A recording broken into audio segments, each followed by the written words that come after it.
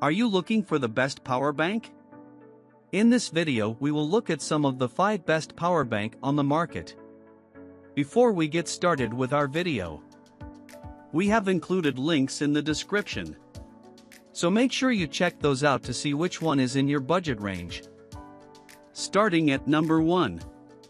Spigen Arc Hybrid Mag. I went into this category expecting Apple's own MagSafe battery pack to be a top pick. And while it performed admirably, charging a dead 14 plus to about 43% in an hour and 45 minutes, Spigen's Arc Hybrid delivered a 56% charge in nearly the same amount of time. The Arc Hybrid firmly attaches to the MagSafe ring and it's flush enough that you can easily hold your phone and use it while charging up.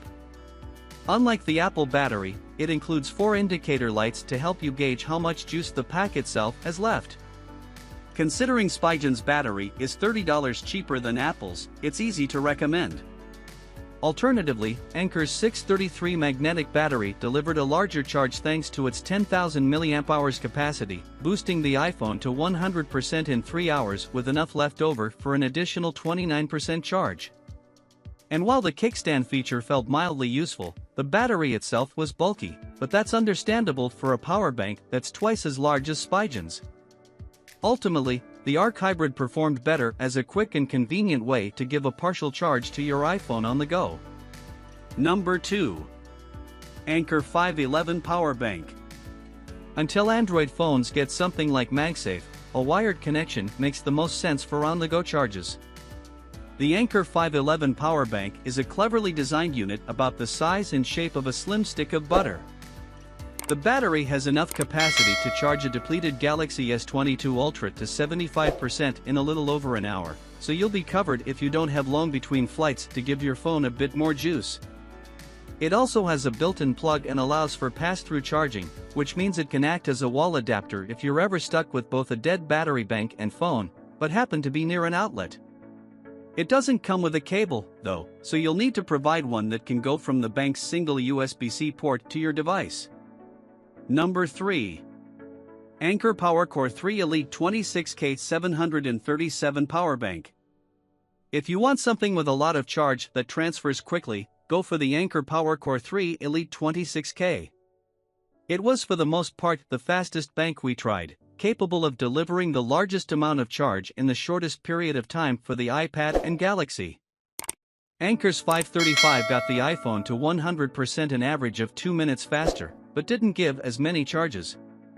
The 737 fully charged RS22 Ultra 3 times, with enough power left over for another 93% charge, and those full charges completed in under an hour on average.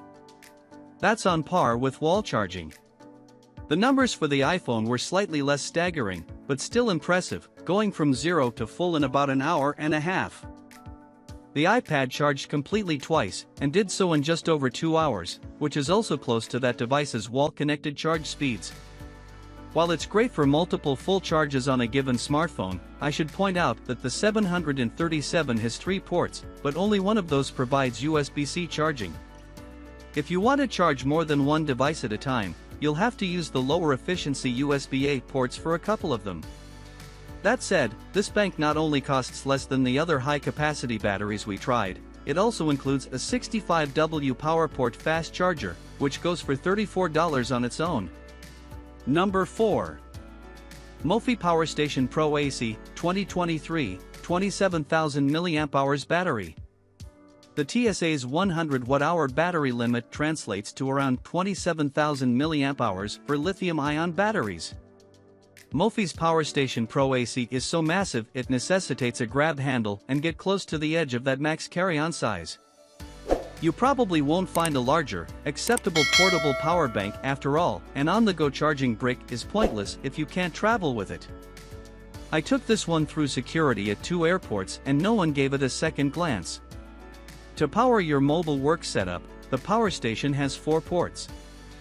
3 of them are the usual USBs, but there's also a 3-prong AC outlet. Most current devices charge via USB, and doing so is more efficient than using a power adapter between the cable and power bank, but older devices and certain mobile workstation accessories, speakers, lights, and printers come to mind, might only power up through a basic wall plug. Just be sure to hold down the status button until the light turns red to turn on the AC port. Number 5. Nest Out 15,000 mAh Outdoor Battery Power Bank. Plenty of battery packs are built to withstand drops and other abuse, but very few are waterproof or even water resistance.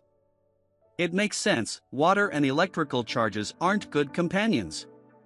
The Nest Out portable charger battery has an IP67 rating, which means it can handle being submerged in water for a number of minutes, and Nest Out claims a 30-minute dunk in a meter of water shouldn't interfere with the battery's operation. I couldn't think of a likely scenario where a power bank would spend a half hour in 3 feet of water, but I could see a backpacker traversing a river and submerging their pack for a few minutes, or a sudden downpour drenching all of their gear. So I tested by dropping the battery in a 5-gallon bucket of water for 5 minutes. After drying it off, the unit performed as if it had never been wet. The water resistance comes courtesy of screw-on caps with silicone gaskets that physically keep the water out, so you'll need to make sure you tighten, but don't over-tighten the caps whenever you think wetness is in your future. The company also claims the battery lives up to a military standard shock/drop specification, which sounds impressive, but it's hard to pin down what exactly that means. I figured it should at minimum survive repeated drops from chest height onto a hard surface, and it did.